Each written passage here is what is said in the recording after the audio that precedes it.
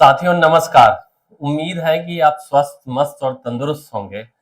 आज हम डिस्कस कर रहे हैं एमटीएस एसएससी एमटीएस के पूरे 20 सवाल और यह सेट जो होगा आपका प्रैक्टिस सेट दूसरा होगा।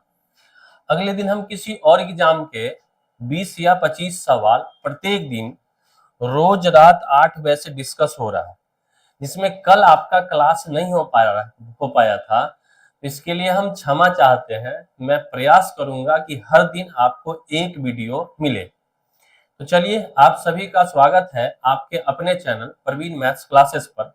और आज शुरू किया जाए आज का क्लास। आज का सवाल, आज का पहला सवाल है। यह जो सवाल है किससे है? डिस्काउंट से। यह जो सवाल है किससे है? यह जो सवाल है आपका डिस्काउंट से, बट्टा से। देखिएगा, चलिए समझते हैं, एकदम आराम आराम से सीखने के दृष्टिकोण से समझेंगे। सीखने के दृष्टिकोण से समझेंगे। सवाल बनने चाहिए आपसे। रिया अपने सभी वस्तुओं पर 12% की छूट प्रदान की और नगद भुगतान करने वाले ग्राहकों को 6% का अतिरिक्त छूट प्रदान करती। मतलब कि ऐसे 12% छूट देता है, और जो अगर तुरंत पैसा देता है ना तो उसको 6% का अतिरिक्त छूट मिलता है। एक ग्राहक 2400 रुपए का अंकित मूल्य वाले पंखे के लिए कितना भुगतान करना होगा यदि वह नगद भुगतान करता है? अब बताइए, अगर वो नगद भुगतान करेगा तो 12% और 6% के दो छूट मिलेगा। तो दो छूट का लगातार छूट कैसे निकालते हैं? सीधा सीधा समझिए, उसका सॉल्यूशन क्या होगा। 24,000 रुपया है, 2400 रुपया है, कितना है? 2400 रुपया है। पहला छूट कितने का होगा? 12% का, तो इसका 88% हो जाएगा। अरे हाँ या ना? आप बोलेंगे जी सर। दूसरा छूट कितने का है? 6% का है, तो कितने में? 94% में बेचेगा। बस यही सवाल का उत्तर होगा। आप कैलकुलेशन कर लीजिए, उत्तर हो जाएगा। 2 जीरो से 2 जीरो कट जाएगा। अब जरा सोचिए, अब इसमें गुना भाग करना बहुत लेंदी है। यहां से गुना करना बहुत लेंदी है, तो क्या करेंगे समझिएगा जरा। हम यूनिट डिजिट, देखते इकाई अंक सबका अलग अलग है, सबका इकाई अंक अलग अलग है, इसलिए हम इकाई अंक लगा देते हैं। 4 अठे 32, 2 आएगा, और 2 चौका 8, मतलब इकाई के अंक पर 8 आना चाहिए। और यहाँ 100 से भाग लगाएंगे तो 2 अंक के बाद दशमलव होना चाहिए। ऐसा वाला आंसर न ये है, न ये है, न ये है। आंसर कौन सा होगा? Option number D. बस। अब कहिएगा सर इसको आप डिटेल क्यों नहीं समझाए? मेरे भाई, एग्जाम का तरीका हम समझा रहे हैं कि एग्जाम में इस सवालों को कैसे उड़ाएंगे। समझ रहे बात? अगर यही सवाल हम क्लास में करा रहे होते तो बोलते कि इसका और इसका गुना करिए, फिर इसका और इसका गुना करिए और 100 से भाग लगाइए। आपका आंसर यही आएगा, 1985.28 ही आएंगे। आंसर पर कोई प्रभाव नहीं पड़ेगा, लेकिन आपको एग्जाम में करना है। आपको क्या करना है? एग्जाम में इस बात को निपटाना है। तो एग्जाम के तरीके से हम चलेंगे। आ जाते हैं, बढ़ते हैं हम अगले सवाल पर। देखिएगा, अतुल ने 19,200 रुपया प्रति बोरी की दर से 2 बोरी चावल बेचे। मतलब पहला को भी 19,200 में बेचा और दूसरे को भी 19,200 में बेचा। उस एक पर उसे 20% का लाभ हुआ और दूसरे पर 20% की हानि हुई। पूरे सौदे में उसका लाभ या हानि प्रतिशत ज्ञात करें। पहले इस सवाल का कॉन्सेप्ट समझते हैं। देखिएगा, जब दो वस्तु को बेचेगा और दोनों का विक्रय मूल्य बराबर हो, जब दो वस्तु को बेचे और दोनों का विक्रय मूल्य बराबर हो, और बोले एक पर x% का लाभ है, एक पर क्या है? x% का लाभ है, और दूसरे पर x% की हानि है। ऐसा सवाल जब भी रहे तो यहाँ होता है ऑलवेज लॉस होता है। ऑलवेज क्या होता है? लॉस होता है। और कितने का होता है? हमेशा हानि होता है। और कितने का होता है? एक्स स्क्वायर बटे में 100% का क्या होता है? हानि होता है। अगर आप इस कॉन्सेप्ट को जानते हैं, तो ये सवाल देखते आप कर देते हैं। ये सवाल देखते कर देते। देखो, दोनों को बेचा है कितना? 19,200 में। एक पर 20% का लाभ हुआ है और दूसरे पर क्या हुआ? 20% की हानि हुई। तो हमेशा क्या होगा? हानि होगा। हमेशा हानि होगा। आंसर नहीं होगा, ये आंसर नहीं होगा। अब एक्स स्क्वायर, एक्स के जगह 20 का स्क्वायर कितना आएगा? 20 का स्क्वायर बटे में 100 का हानि होगा। 20 का स्क्वायर कितना आएगा? 400 बटे में 100, 4% का हानि। ऑप्शन नंबर डी सवाल में। लेकिन आपको ये कॉन्सेप्ट पता होना चाहिए, ये बहुत फेमस कॉन्सेप्ट भी है।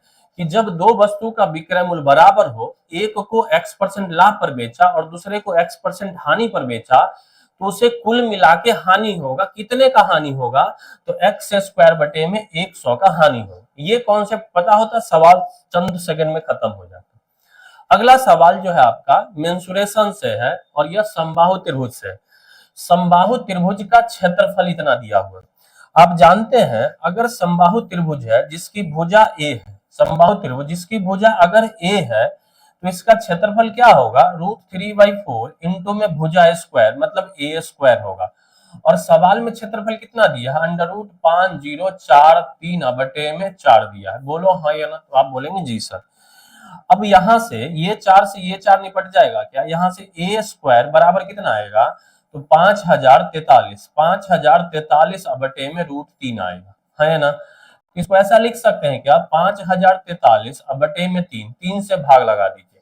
3 से जब भाग लगाएंगे 3 से कटेगा 3 एकम 3, 3 छका 18, 2 3 अठे 24, 1681 तो आएगा 1681 और 1681 का वर्गमूल कितना निकलता है? 41। 1681 का वर्गमूल कितना निकलता है? 41।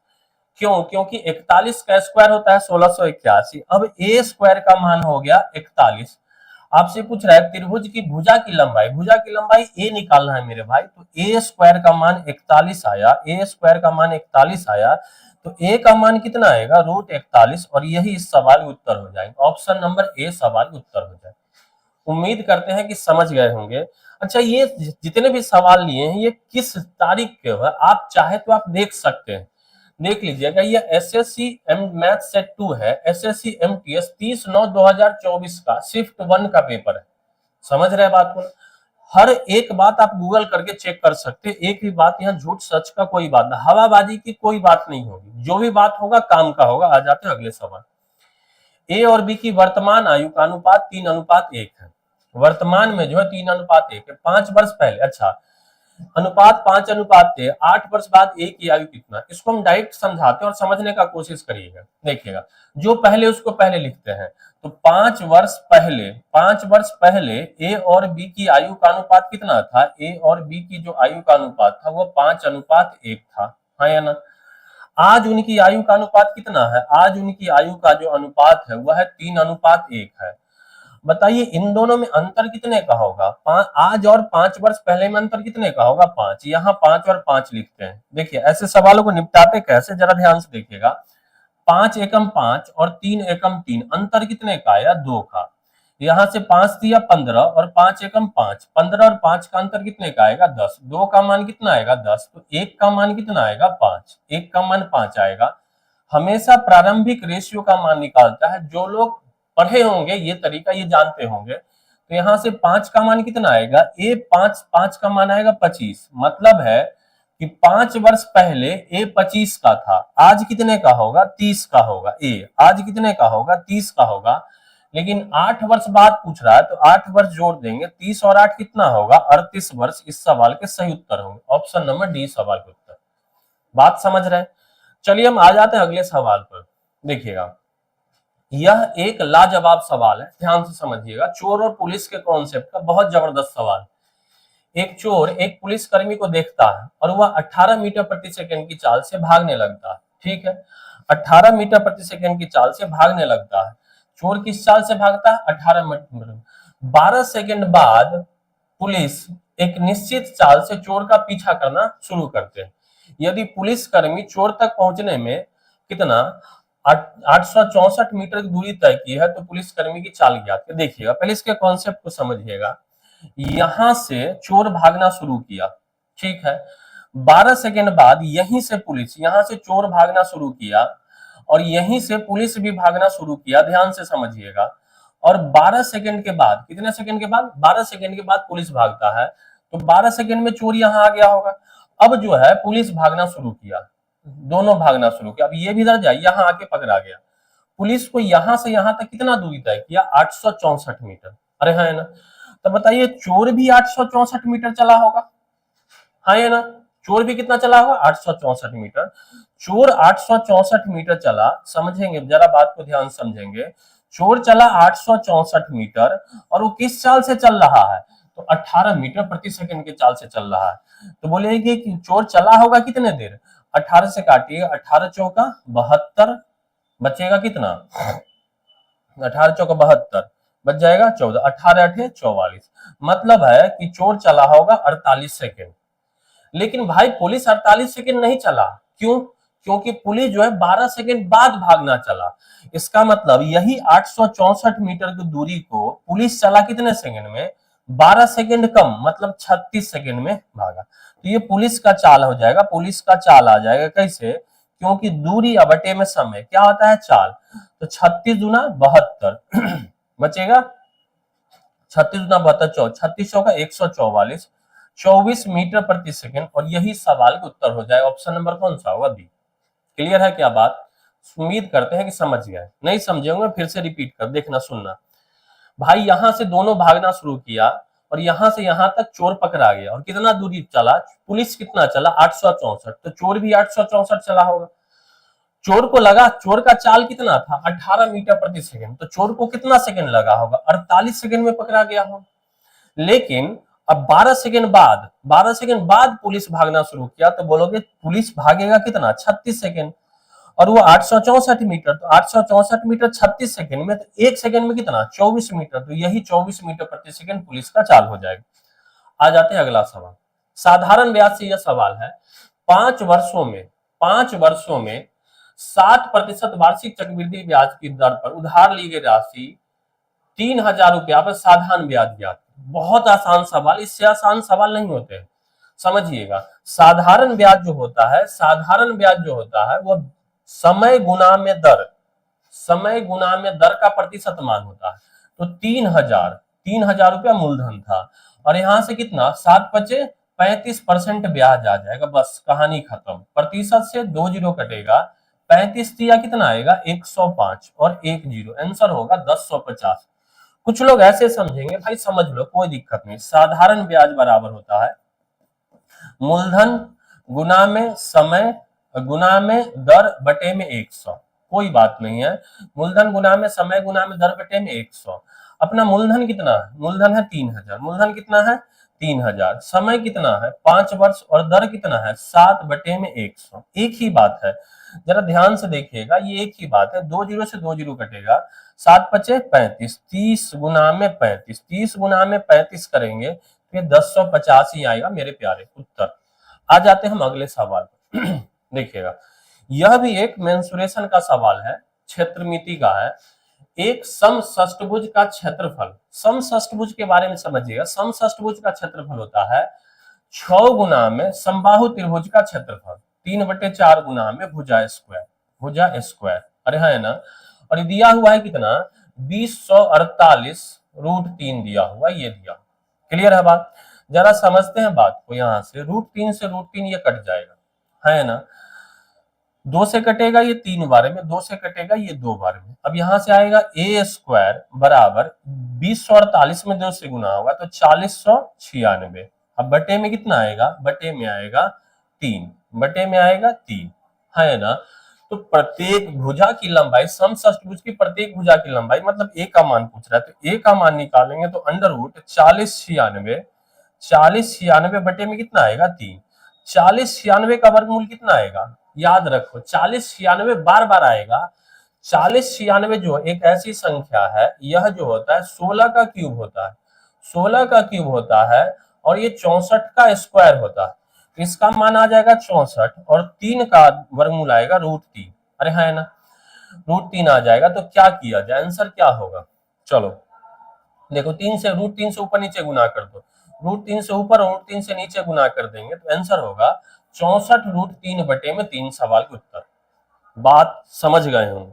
आते हैं अगला सवाल, देखिएगा, यह भी परसेंटेज का सवाल है, आसान सा सवाल है।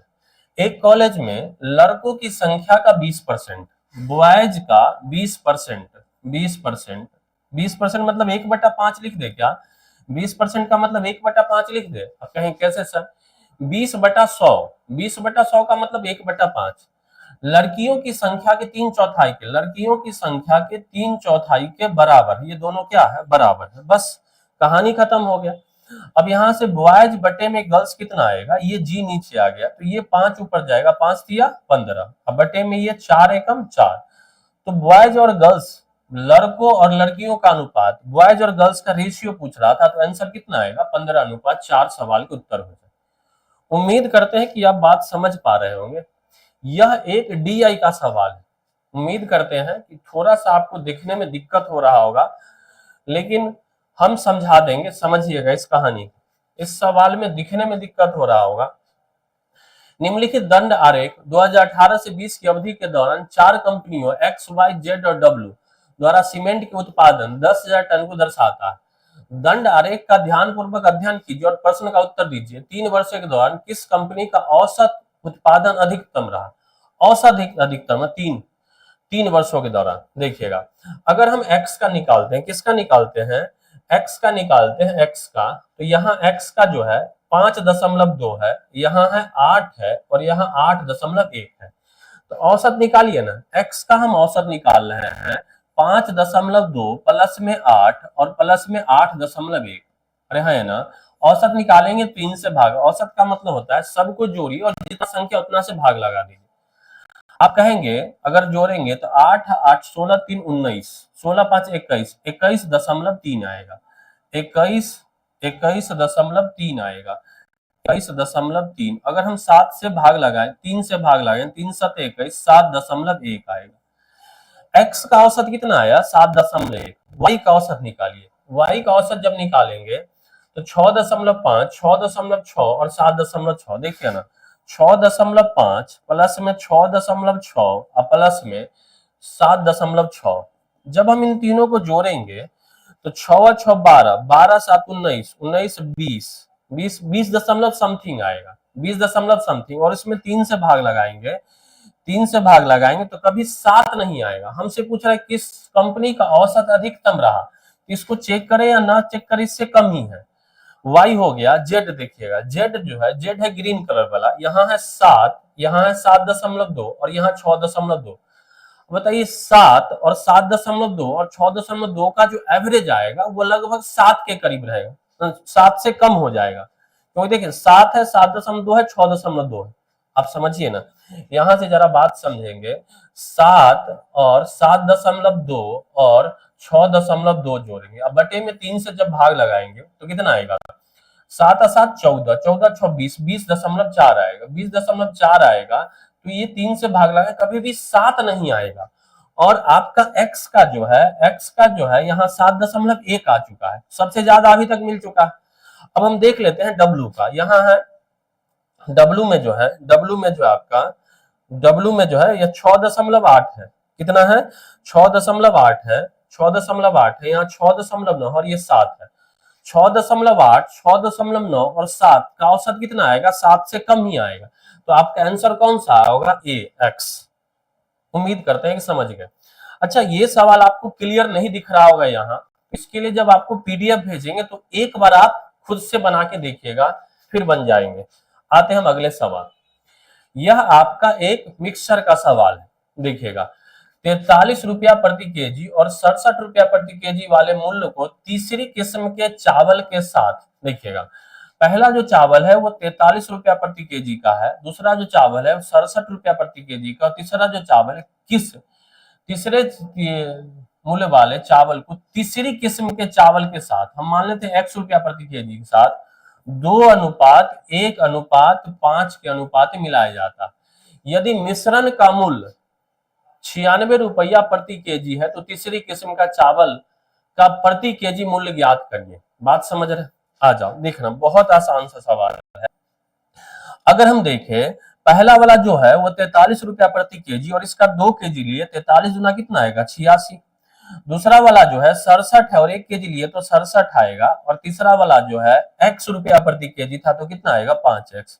अगर हम सबको जोड़ देंगे और यहाँ से पूरे मिश्रण का मूल्य कितना है 96 रुपया प्रति केजी, और मिश्रण है कितना 2 और 1 3 और 5 8, 8 गुना में 96। बस x का मान निकाल लेना, x का मान निकालते हैं। देखो इन दोनों जोड़ो, 8 और 6, 7 और 6 13 का 3 हाथ में 1, 6 8 14, 14 और 1 15 होगा, प्लस में 5x और इधर से बराबर में आएगा 8 6 48 का 8, हाथ में 4, 8 9 72 और 4 76। तो यहां से अगर हम x का मान निकालने चले गए, तो कितना होगा जरा समझेंगे। x का मान निकालने चले गए तो कितना होगा, देखो यहां से 5x बराबर आएगा 768 में से 153 घटा देंगे। 8 में से 5, 8 में से 3 गया 5, और यहां से आएगा 6 में से 5 गया 1, 7 में से 1 जाएगा 6। अब 5x का मान, तो x का मान कितना आएगा बटे में 5, 5 से काटिए, 5 से जब काटेंगे 5 एकम 5, 5 दूना 10 और 5 तिया 15, 5 तिया 15, तो आंसर होगा 123। मतलब ऑप्शन नंबर बी इस सवाल के सही उत्तर हो जाए। आ जाते हैं अगले सवाल, देखिएगा यह भी लाभ और हानि का सवाल है। एक व्यक्ति एक वस्तु को एक निश्चित मूल्य पर बेचता है और उसे 20% की हानि हो। ठीक है, कोई मूल्य होगा जिस पर बेच रहा है तो उससे 20% की हानि हो रही है। यदि वह वस्तु को 100 रुपया अधिक पर बेचे तो उसे 30% का लाभ होगा। ध्यान से सुनना, पहले 20% की हानि थी, अब उसे 100 रुपया बढ़ाया तो 30% लाभ हुआ। मेरा बात आप जवाब दीजिए, मन में जवाब दीजिए कि पहले 20 रुपया हानि में थे और 30 रुपया लाभ में, तो बदले कितना 50%। और यहाँ रुपया में कितना बदलाव हुआ था 100, तो 50% का वैल्यू कितना आएगा 100। बोला है क्रयमूल्य क्या ज्ञात कीजिए। क्रयमूल्य जो होता है वो 100% होता है, तो 100% जो आएगा 50% 100 है, तो 50 दूना 100, 100 दूना कितना आएगा 200। ऑप्शन नंबर डी इस सवाल के सही उत्तर है। उम्मीद करते हैं कि समझ रहे होंगे। आते हम अगले सवाल। यह जो सवाल है आपका मेंसुरेशन का है। 3 सेंटीमीटर त्रिज्या वाले 20 एक समान ठोस अर्धगोले को पिघलाया एक बड़ा ठोस अर्धगोला बना। अच्छा देखिएगा, अर्धगोला छोटा छोटा था, उसको एक बड़ा अर्धगोला बना रहा है, मतलब इधर का आयतन दोनों बराबर होगा। और नहीं समझे, जैसे हम एक बात आपको प्रैक्टिकली समझा सकते हैं कि एक बोतल पानी लीजिए 1 लीटर और उसको छोटे छोटे गिलास में रख दीजिए तो 1 ही लीटर रहेगा ना, तो आप बोलेंगे हाँ सर। तो ये कॉन्सेप्ट आयतन बराबर का होता है। चलिए आते हैं समझते हैं, देखिएगा कहानी। बोला 3 सेंटीमीटर त्रिज्या वाले 20 एक समान ठोस अर्धगोला है। अब बताइएगा ठोस अर्धगोला का आयतन कितना होता है, तो 2/3 पाई आर क्यूब। अरे हाँ है ना, और आर दिया है कितना 3 का क्यूब। ऐसा कितना है 20 गो। आगे पढ़ते हैं। अर्धगोला, एक बड़ा ठोस अर्धगोला बनाई, यदि इस प्रक्रिया में 20% ठोस बर्बाद हो जाता है। जब इसको बना रहा था तो 20% मटेरियल बर्बाद हो गया, तो आप बोलिए कि 80% मटेरियल बचेगा। और इससे बनाया जाता है वो बड़ा वाला, तो जो बड़ा वाला होगा वो क्या आएगा 4/3 पाई आर क्यूब, मतलब आर बड़ा का क्यूब। 4 बटे नहीं है 2/3 होगा। यहाँ क्या होगा 2 बटे, क्योंकि अर्धगोला है ना, 2/3 और आर क्यूब, और ये दोनों क्या होगा बराबर होगा। समझिएगा मेरे भाई, ये दोनों बराबर होगा। 2/3 पाई कैंसिल हो जाएगा। 3 यहाँ से 20 बचे 100, और 5 से कटेगा ये 16 होगा। तो ये 3 का ये क्यूब होगा ना, 3 का क्यूब अगुना में यहां से आएगा 16 बराबर आर का क्यूब होगा। बस होगा। चलिए तो आर बराबर कितना आएगा, आर बराबर आएगा, देखिएगा ना, यहां से 2 के पावर 4 है, 2 के पावर 4 है, तो इसको हम ऐसा लिखे क्या, एक सेकंड और कहानी समझ, थोड़ा सा आसान करने के लिए हम बात समझा रहे हैं। यह आर का क्यूब आएगा 3 का क्यूब इन 2 में, 2 का क्यूब इन 2 में 2। अरे होगा, तो आर का जो मान आएगा, यहां से क्यूब खत्म हो जाएगा, तो 3 दूना 6, यहां से आएगा cube root of 2। Option number कौन सा होगा, ए इस सवाल के सही उत्तर होगा। बात क्लियर है। आ जाइए अगला सवाल। 3 संख्या 6 7 3 के अनुपात में है और उनका लघुत्तम समापवर्तक इतना दिया हो, महत्तम सा, मतलब है कि एलसीएम दिया हुआ और एचसीएफ निकालना है। देखिएगा जरा समझिएगा, 3 संख्या 6x 7x और 3x होगा, 6x होगा 7x होगा और 3x होगा। पहले अगर हम एलसीएम निकालेंगे तो कितना होगा, एलसीएम निकालेंगे तो 6 7 और 3 कुछ भी कॉमन नहीं है, तो सीधे सीधे गुना हो जाएगा, 6 सते 42। अब 42 दिया कितना आएगा 126x एलसीएम होगा। और सवाल में दिया है 3654, हम x का मान निकालते हैं। x का मान कैसे निकलेगा, तो 3654 बटे में 126 होगा। अरे होगा 126 होगा, कोई दिक्कत, कोई दिक्कत नहीं। आ जाओ, अब हम आगे आते हैं, आगे क्या होगा, 6 चौका 24। चलिए उनका HCF निकालिए, HCF निकाले। अब बताइए इसका और इसका HCF क्या होगा, तीनों में क्या कॉमन है, हाईएस्ट, तो हाईएस्ट कहिएगा x कॉमन है, तो यही आपका क्या हो जाएगा, HCF होगा। अब बस भाग लगा दीजिए, 126 3654 किससे भाग लगे, 9 से लग जाएगा ना, 9 से लगाइए, 9 एकम 9, 9 एकम 9, 9 चौका 9 से काटेंगे, 9 चौका 36, 0 9 6, 9 छक्का 54। अरे होगा, काटिए, 14 से 14 दूना 28, बचेगा 14, 14 नंबर 126, 29। आंसर कौन सा होगा, सी नंबर आंसर होगा। आसान से सवाल थे। आ जाते हैं अगला सवाल, यह भी एक डीआई का सवाल है, ध्यान से समझेंगे, पढ़ेंगे, करेंगे। दी गई तालिका के अध्ययन कीजिए, निम्नलिखित प्रश्न का उत्तर दीजिए। दी गई तालिका 4 वर्ष के लिए किसी कंपनी विभिन्न श्रेणी में कर्मचारियों में शामिल किए गए नए कर्मचारी की संख्या और इन श्रेणियों में प्रत्येक वर्ष कंपनी छोड़ने वाले कंपनी संख्या। ठीक है ये सवाल। आ जाइए सीधे सीधे काम की बात समझते हैं। यहाँ देखिए 2001 और 2004 के बीच अवधि के दौरान कंपनी छोड़ने वाले तकनीशियों की कुल संख्या। अच्छा 2001 और 4 के बीच, 2001 से 4 तक है। कंपनी छोड़ने वाले तकनीशियन, तो छोड़े गए तकनीशियन यही है ना, देखो ये तकनीशियन है और छोड़े गए में यही है, तो कितना आएगा, 50 और 160, 210, 210 और 200, 210 और 200 कितना आएगा, 410, 410 और 180, 410 और 180, 410 और 180, 590। छोड़े गए तकनीशियों की संख्या कितना है, 590। आगे बोल रहा है तकनीक कुल संख्या, कंपनी में शामिल होने वाले कुल संख्या। अच्छा शामिल होने वाला संख्या बताओ, तो 260 और 340, 600, 600 और 450, 600 और 450, 1050, 1050 और यहां से आएगा 480, तो 1530, 1530 का कितना प्रतिशत है, बस इनटू में 100 और परसेंट लगा देंगे, बस कैलकुलेट कर देखिएगा। ये सवाल डीआई जितना दिखने में बड़ा लगेगा उतना ही जल्दी बनेगा, बस आपको समझ होना चाहिए इसका। 0 से 0 कट जाएगा, अब कटेगा क्या, अब ये हो जाएगा 5900 अब बटे में 153, 153, 40 के करीब आंसर आएगा, 40 के करीब आएगा आंसर है क्या, हाँ 39%। आप इसको ना आप एक बार देख लेंगे, 40 के करीब आएगा, क्योंकि देखिए ना ये अगर 6000 होता और ये लग 150 होता तो 40 बार में पूरा पूरा कट जाता, इसलिए हम बोले कि 40 के करीब आएगा। चलिए 15 नंबर सवाल पर आ गए हैं। यह जो सवाल है ये आपका ट्रेन से रिलेटेड। ट्रेन में क्या समझना होता है कि जब दो ट्रेन एक दूसरे को पार करेगा, तो दोनों की लंबाई जुट जाती है। अगर स्पीड की बात करें तो समान दिशा में चलेगा तो स्पीड घटता है और विपरीत दिशा में चलेगा तो स्पीड जुटता है।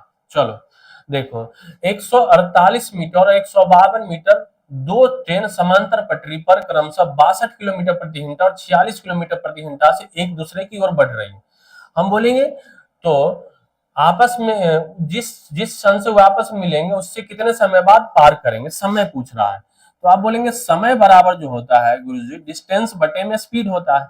हम क्या बोले, एक दिशा में चले या विपरीत दिशा में चले डिस्टेंस जुटेगा, तो जोड़ दो 148 और प्लस में 152 मतलब 300 मीटर होगा। अरे हाँ है ना।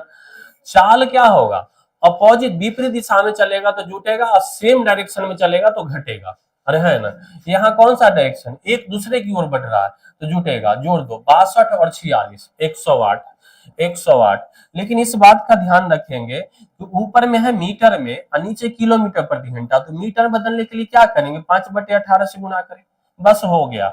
अब आ जाओ 18 छको 108 होता है, 5 छका 30, 30 दहाई 300, ये मीटर प्रति सेकंड आया तो मीटर से मीटर खत्म, आंसर किस में आएगा सेकंड। 5 छका 30, 30 बटे में 30, 30 300 बटे में 30, 300 बटे 30 का मतलब क्या आएगा 10 सेकंड। इस सवाल का उत्तर हो जाए ऑप्शन नंबर कौन सा होगा, सी सवाल का उत्तर। अरे बोलो हाँ या ना, हाँ या ना बोलते रहेंगे। आ जाते हैं हम अगले सवाल पर।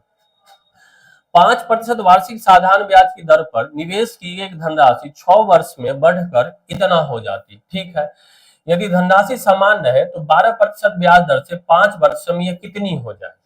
बहुत आसान सा सवाल। देखना, मैं जो बात बोल रहा उसको ध्यान से सुनना। 5% की दर से 6 वर्ष में साधारण ब्याज कितना आएगा? तो आपके गुरुजी आपने कल बताया था कि 5% से 6 साल में साधारण ब्याज आएगा 5 6 का 30% हो जाएगा। तो हम बोलेंगे कितना हो जाएगा? तो ब्याज 30%, मूलधन जो दिए होंगे 100%, तो हो जाएगा 130%। और इसका जो मान है वह 806 रुपया। अरे है ना, धनराशि समान है, मतलब मूलधन वही है। तो 12% से 5 साल में यह कितनी हो जाएगी? अब एक बात बता कि 12% से 5 साल में ब्याज कितना आएगा? तो आप कहेंगे 12 पचे 60%, तो हो कितना जाएगा? 160% का मान पूछ रहा है। तो 806 अब बटे में 130 गुना में 160, बस निपटा देंगे, कैलकुलेशन कर लेंगे, उत्तर आ जाएगा। 0 से 0 कटेगा, 13 से काटेंगे, 13 छक्का 78, 2 13 दूना 26, 62 गुना में 16, 62 गुना में 16। जरा ध्यान से देखिए, गुना नहीं करना, 6 दूना 12, इकाई अंक 2 चाहिए, एक के ऑप्शन में नहीं है आंसर, नहीं है आंसर, नहीं है आंसर, कहानी खत्म। बात क्लियर है? आ जाओ अगला सवाल। ये भी एक आसान सा सवाल साधारण ब्याज का है। 100 वर्षों के लिए 7% वार्षिक प्रति वर्ष की दर से ब्याज दर को उधार ली गई राशि 3500 रुपया पर साधारण ब्याज कहते हैं। बहुत आसान सा सवाल। अगर हम इस सवाल को छोड़ भी दे तो कोई तकलीफ नहीं, लेकिन छोड़ेंगे नहीं, ध्यान से चलिए। देखिए, 6 वर्षों में 7% की दर से साधारण ब्याज कितना आएगा? तो अभी हम समझाएंगे। 6 सत्ते 42%, निकाल दो। 3500 का 42 हो जाएगा, 35 दूना 70, 35 चौका 140 और 7 147। आंसर कितना होगा? 1470 सवाल का उत्तर। आ जाते हैं हम अगला सवाल। ये सवाल एवरेज का है, थोड़ा सा कैलकुलेटिव है। आ जाओ। एक परिवार का वर्ष के पहले 3 महीने में औसत मासिक व्यय 8600 रुपया। कितना है? 8600 रुपया है, 8600 रुपया है, समझिएगा जरा बात। तो 3 महीने में कुल व्यय कितना आएगा? 8600 गुना में 3, अरे है ना, ये अगले 4 महीने में व्यय जो है 9750 रुपया। तो व्यय कितना आएगा? कुल व्यय कितना? 9750 गुना में 4, 9750 गुना में 4 है। आखिरी के 5 महीने में 9920 है, तो 9920 गुना में कितना आएगा? 5। ये पूरा 1 साल का खर्चा निकल जाएगा। अगर तीनों को जोड़ दे तो ये पूरे 1 साल का क्या निकलेगा? खर्च निकल जाएगा। क्लियर है? अब जोड़ सकते हैं आप इसको, एक बार गुना कर लीजिए। पहले यहां से आएगा 0 0 आएगा, 6 3 18 का 8, हाथ में 1, 8 3 24 और 1 25, है ना।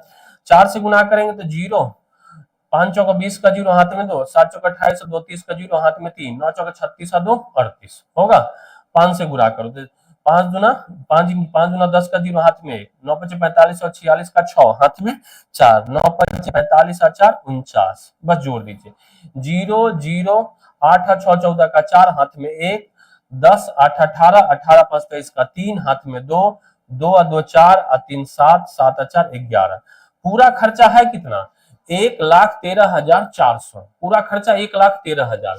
बताओ, खर्चा है 1,13,400 और बोल रहा है वर्ष के दौरान 63,500 रुपया कुल बचत। हम बोलेंगे बचत कितना है? बचत कितना है? तो बचत कहेंगे 65,300, 65,300 है। भाई बता दो जोड़ के, तो 0 0 आएगा, 3 4 7, 0 0 0 0 हो गया, 3 और 4 7, 6 और 3 9 हो गया, 11,000, 1,19,700। तो बोला है उसकी मासिक आय क्या होगा? ये 1 साल का, ये पूरे कितने का है? आय निकल गया। ये क्या निकल गया? आय निकल गया। मासिक निकालना है तो 12 से भाग लगा दीजिएगा, 12 से भाग लग जाए। कहीं गड़बड़ कर दिए क्या? 0 0 0 0, 3 और 4 7, 3 और 4 7, 5 और 3 8, 5 और 3 8 होगा, 11 6 17, ऐसे होगा। गड़बड़ कर दिया हमने, गड़बड़ कर दिया है हमने, गलत किया है। जोड़ घटाओ देखना। चलो अब जोड़ो, 0 प्लस 0 कितना आएगा? 0 हो गया। 0 प्लस 0 कितना आएगा? 0। 3 और 4 कितना आएगा 7, 5 और 3 कितना आएगा 8, 6 और 1 7, 1 हो गया। ये पूरे 1 साल का हो गया। हम इसमें 12 से भाग लगा देते हैं। 12 एकम 12 हो गया, बचेगा 5, 12 चौका 48, 14,000 वाला आंसर होगा। तो अब ये आंसर होगा या तो ये आंसर होगा। 12 एकम 12 बचेगा 5, 12 चौका 48, 10, 12 नम 12 8 कितना आएगा 12 एकम 12 5, 12 चौका 48, गड़बड़ हो रहा है कहीं, जोड़ लीजिएगा इसमें, देखिएगा इसमें चेक कर लीजिएगा, मेरे ख्याल से कहीं ना कहीं हम एरर कर दिए होंगे। चलिए आ जाते हैं अगले सवाल पर। 19 नंबर, 100 अंकों वाली एक परीक्षा में 50 विद्यार्थी के अंकों का औसत 65 पाया गया। ठीक है, 50 विद्यार्थी है जिसका औसत कितना है 65 पाया गया। बाद में यह ज्ञात होता है कि 88 को गलती से 68 पढ़ लिया। ठीक है, एक था 88 जिसको पढ़ लिया कितना 68। तो आप बोलेंगे कम पढ़े कि ज्यादा, तो आप बोलिए कम पढ़ा। तो जब सही करेगा तो 68 छोड़ के कितना पढ़ेगा 88। तो आप बोलिए सर 20 बढ़ाना पड़ेगा।